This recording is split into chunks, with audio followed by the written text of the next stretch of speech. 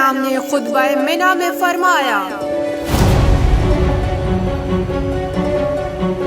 وہ حکومت پر قبضہ کرنے میں اس لیے کامیاب ہو گئے کیونکہ وہ موت سے ڈر کر بھاگنے والے تھے اور اس فانی دنیا اور عارضی دنیا کی محبت میں گرفتار تھے۔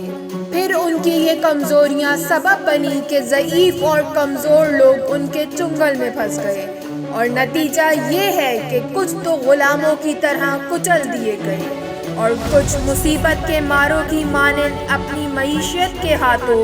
بے بس ہو گئے۔ حکام اپنی حکومت میں خودسری اور آمریت کا مظاہرہ کرتے ہیں اور اپنی نفسانی خواہشات کی پیروی میں ذلت خواری کا سبب بنتے ہیں، بدقماش افراد کی پیروی کرتے ہیں اور پروردگار کے مقابلے میں گستاخی دکھاتے ہیں۔